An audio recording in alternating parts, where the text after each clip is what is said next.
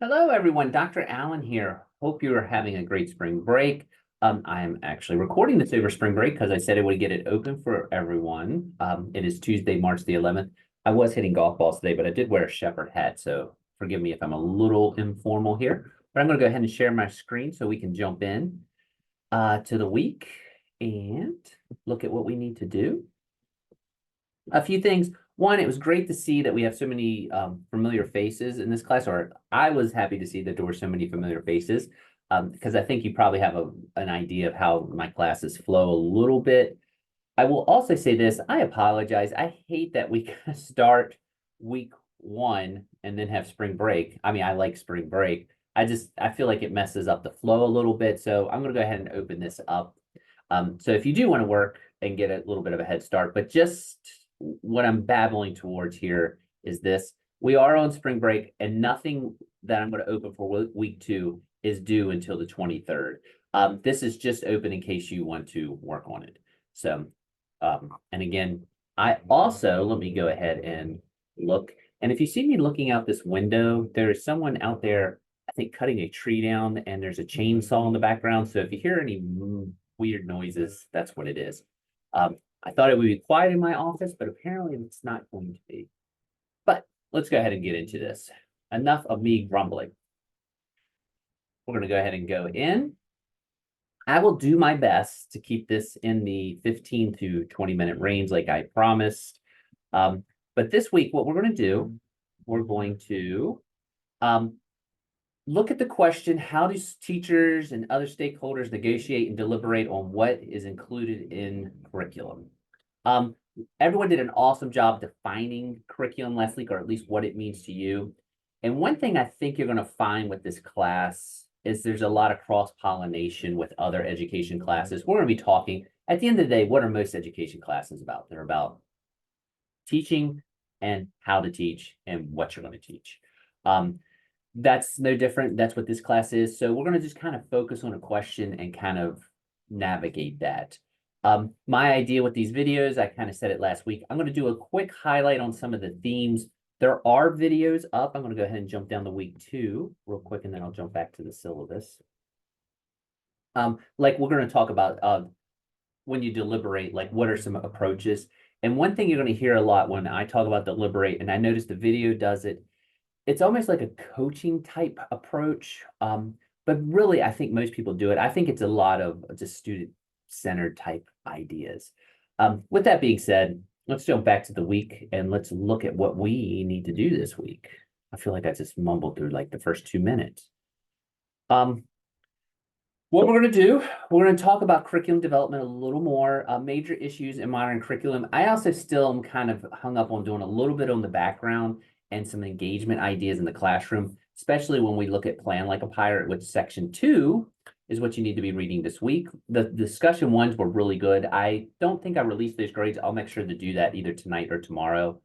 You do need to complete discussion 2. I'm going to pull that up just so we're all on the same page with that assignment. And this week, you also have to do a Padlet assignment. I haven't looked if anyone went ahead and got a head start on it. It was posted under week 1, but you're going to do it on the historical foundations of curriculum. I will talk about that a little bit within the highlights of the notes that I'm going to cover here in a few minutes. And then we'll kind of circle back. So with that being said, hopefully we're all on the same page. I'm going to close week 1 here and jump down to week 2. These notes are posted. Again, I hate that I'm going to kind of do it like this.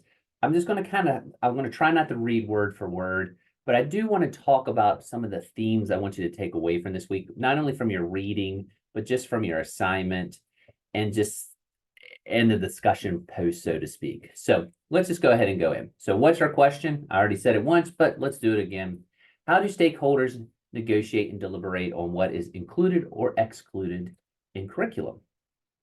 And there's a lot of different ways that you can approach that, but in the broad sense, the people who are involved in this in terms of the stakeholders, who are the stakeholders we've got to establish? I think it's pretty self-explanatory, but in case you need a little clarification, that would be the school itself. And when I mean the school, I'm talking teachers, administrators, custodians, everyone that's involved in the school is a stakeholder. Students are stakeholders. That's something that's very important with a lot of the curriculum development that's going on, and especially if we're going to talk about the deliberate type model or deliberate type model.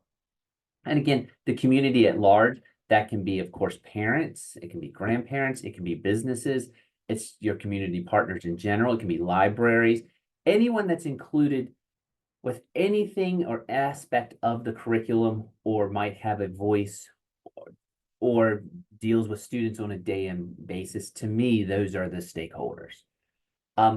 Another thing, when you're starting to kind of get an idea of what should be included, excluded, obviously you have your stakeholders, but also, and if you did EdTPA or if you're going to do EdTPA here at Shepherd or anywhere, you'll know the importance of data. When you're creating curriculum, it should definitely be data-driven in some regards. Of course, student performance is one. I know there's a lot of debate about the benefits or lack thereof of testing, but that's just one type of way to get data. It can be your formative assessments in the classroom. It can just be general feedback, but it can also be feedback from teachers as curriculum is being developed. I know we have some people who are in Maryland, and I know Maryland has a lot of curriculum developers. Maybe that hopefully they are getting feedback from teachers as they're starting to create the curriculum in your counties or in the statewide level. Parents, maybe what needs to be taught, what shouldn't be taught, how it's being taught. Is it too much getting feedback, even if it's like a survey from parents is a good thing.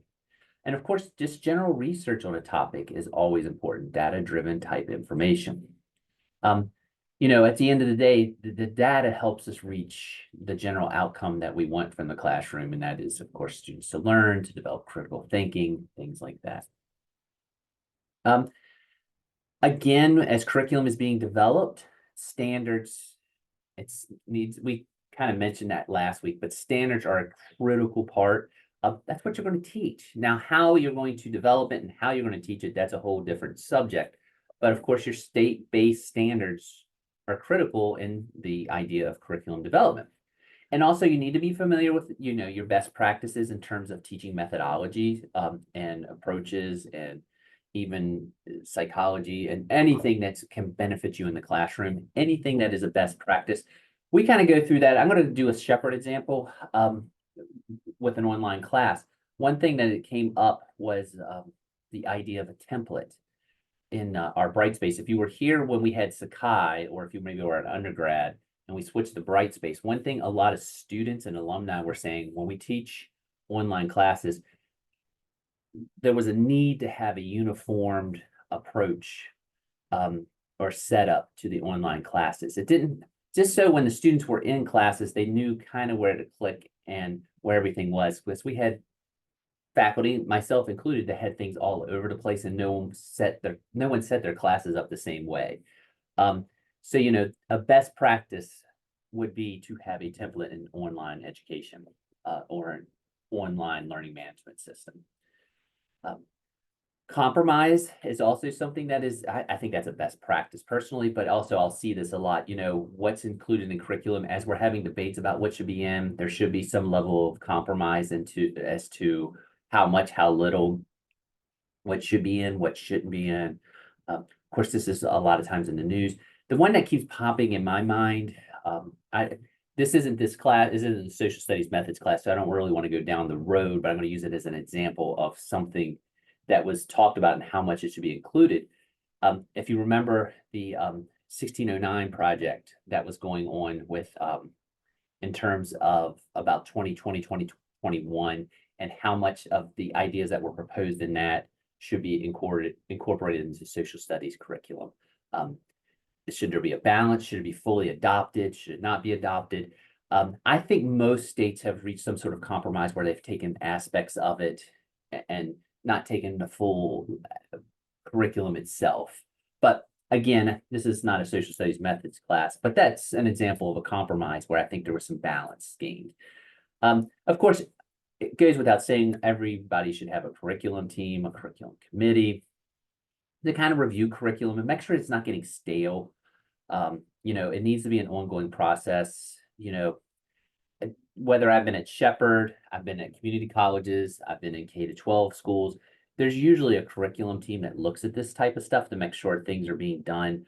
And if there's curriculum changes, I know the state of West Virginia, just again, just being social studies, I'm kind of familiar with this.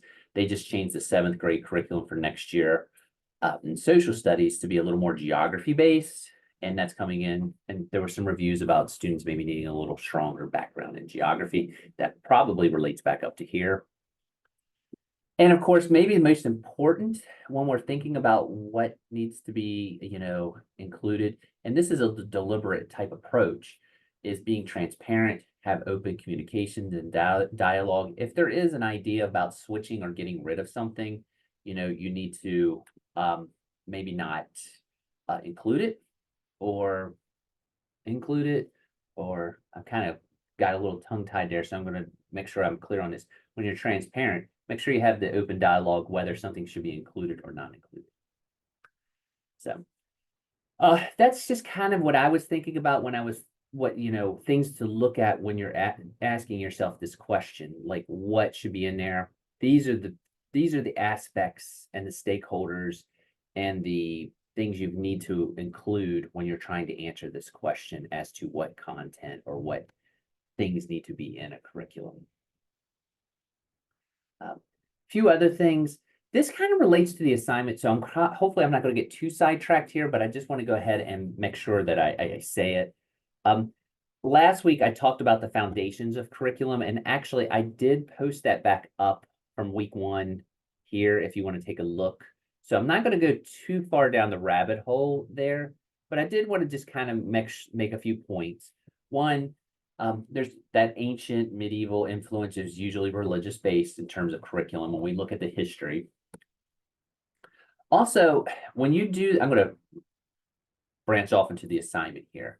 What you're going to do this week with the Padlet is I have a model up. You're going to pick something related to a curriculum issue or something historical that relates to curriculum. It can be a court case, it can be a person, it can be a concept, it can be an idea, it can be an approach. Whatever you do, you're going to, like I did the space race and the Cold War on curriculum and how it kind of increased the way we teach social studies, and probably more than social studies, science. And what were those aspects? So I did the Cold War in education, and I had 5 things with a summary. You just need to pick something, someone, an idea, anything related to curriculum development, and just kind of do a summary on a Padlet. I'm going to jump back and just give you a few more ideas. I don't mind if you pick anything that's on any of the notes or in the book, or just off on your own, or an issue or something you're passionate about. But these just need to be submitted on Brightspace. I am going to post the links up, if you don't mind, for everyone to kind of take a look, because not being a live class, it's one way we can kind of share ideas a little bit. So after they're submitted, I'll probably just go get the links and just share them if everyone wants to take a look at everyone's. Just full disclosure, I'm sure, just judging from everything, I can tell everyone's going to rock it. So I'm not too worried about the appearance or anything like that.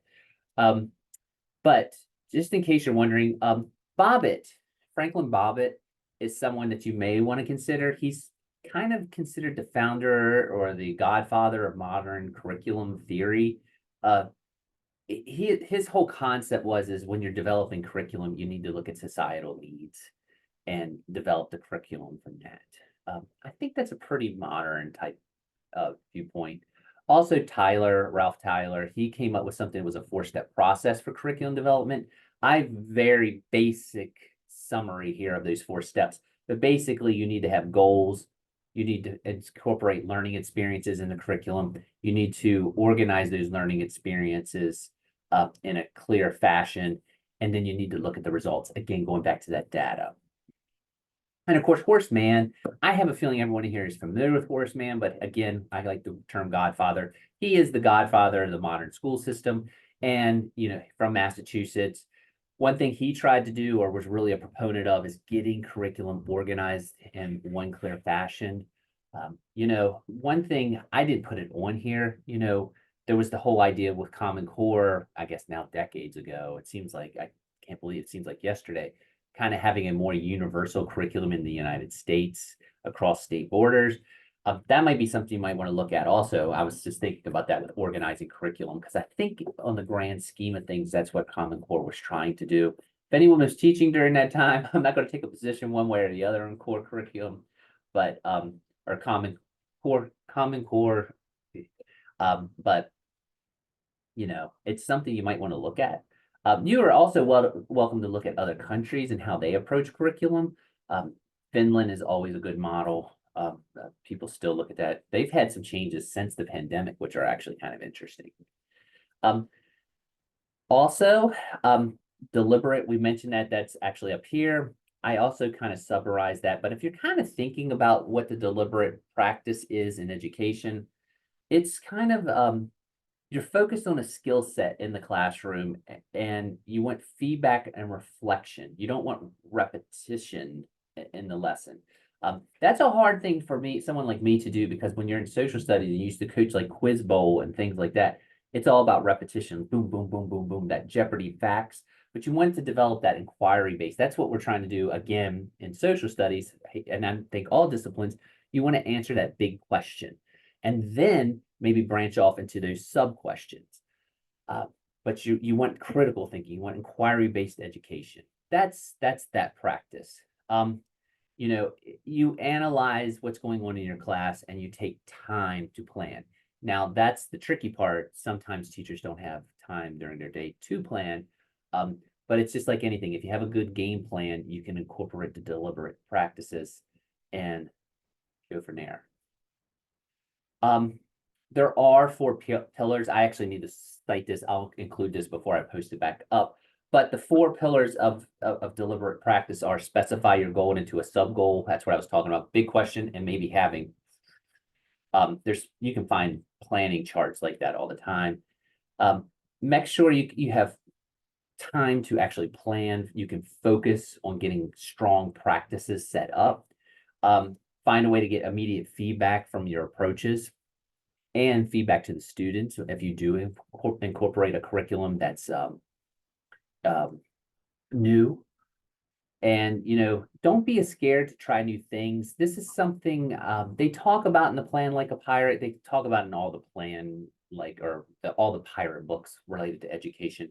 But one way to grow as a teacher, and just in general, obviously, is to do things that you're not comfortable doing.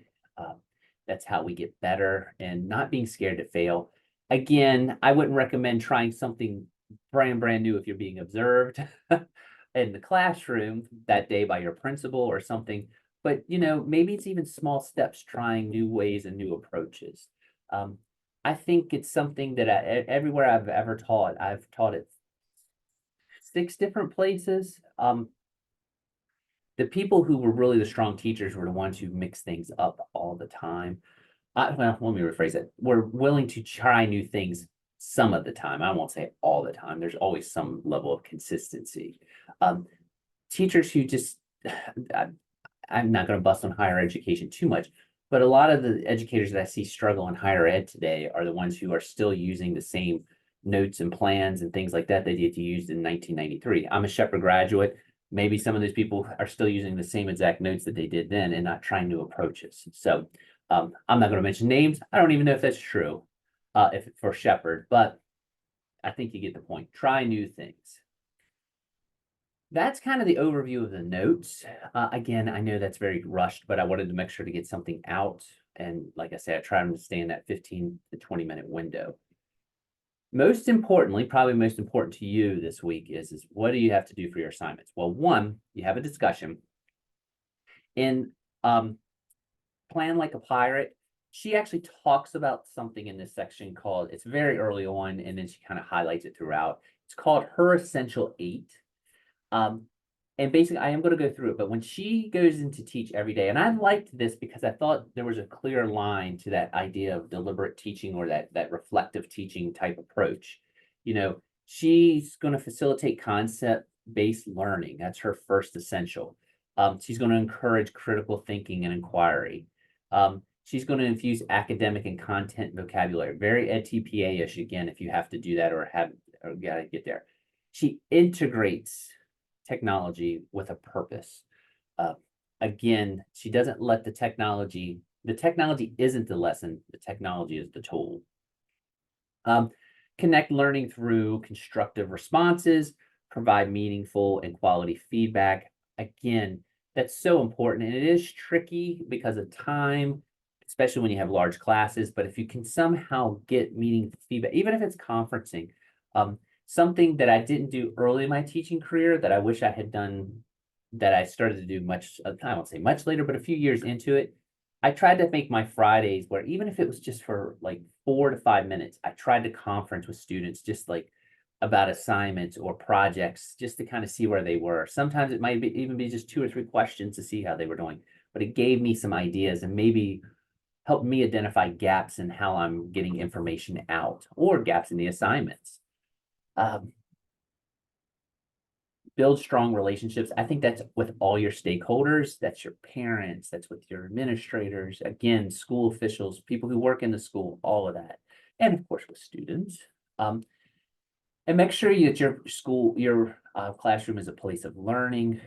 It's a learning environment that, when the students hit the door, they know that, you mean business, but not necessarily in a mean way. It's a place of learning. I like to decorate my classroom. I have read different things where some people think that's too much, rooms can be too busy. By the end, it looked like someone puked social studies.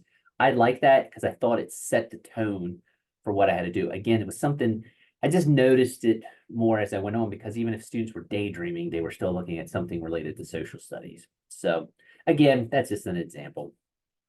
But after you look at these the essential 8, you need to answer this prompt. One, just tell me clear, do you think this is a good list or not in terms of everyday teaching? Like, are these good goals? Do you use any of these goals or similar ones when you're teaching? You don't have to use all of them, but if you use 1 or 2, could you just say, yeah, I use this because, and formulate your own essential 8. Like when you're going in to teach during the day, what are the 8 things that are your philosophy? You can just bullet them. You don't have to write out a big paragraph or 8 paragraphs. You can just say, and you can use the terminology that's here, like establish a learning environment. Boom, there's 1. But I'd like to see what you think are your big essential 8s. That's discussion 2. If you come in, I know because of the listing, I mean, it's 200, but give or take, if you need to. I'm all about quality, sometimes more than quantity. But usually you need the word count kind of get you there. So anyway, that's the discussion. The next thing I know I touched on last week, but you're going to create a Padlet. You're going to select a theme that you feel is a historical foundation of curriculum. I use the word historical foundation, but again, it can be something from the psych world. It could be a person. It could be a concept. As it says there, it can be an idea, a person, an event, a court case. I don't care as long as you can connect it back to some type of curriculum change or curriculum event. I'm fine with it. Then you're going to create a Padlet and you're just going to post 5 things up on the wall. I have last week open if you need to see kind of an example, but also, sorry, I was struggling to spit that out. I wanted to make sure I have a little video up here how to use Padlet if you need a little bit of help. I have a feeling it's pretty simple to use. It's pretty intuitive. It's not even an idea that's simple to use. It is simple to use, but I think if you mess around with it for a second, you do not need to pay for anything with this. Padlet is a free tool. I think up to 3 or 4 Padlets. And so as long as you have a Google account, even you can just create one and mess around. And then when you create your topics, like if you do Dewey and you might have his book, Experience in Education, just a little paragraphs, 4 to 5 sentences describing how that, relates to teaching today. And there's a lot of ways to kind of make that work. But there's the link to Padlet, and then you're going to just submit the link. Just in case, I think most of you have probably experienced this before. If you have to submit a link on Brightspace, it usually makes you submit it on a Word document and then submit it. But if you really have difficulties, just email it to me. I'll post it. And again, I am going to share these. So that's it for this week. You're going to do discussion 2, and you're going to do the Padlet on historical foundations. If you have any issues with that, though, just feel free to contact me. I should have this up when you're watching it. You may be watching over spring break. But again, as you look here, this is not due until March 23rd. Thank you all very much. Again, I know I try to do these in one take, so forgive me if I was babbling or talked over myself. Feel free to email me with any questions, and I'm gonna go ahead and sign off because I think I'm definitely getting close to my 15 to 20 minute limit. So talk to you later and hope everyone gets to enjoy this nice weather that's out there. Look at this. I'm fixing my hair here real quick. All right, talk to you later. Bye.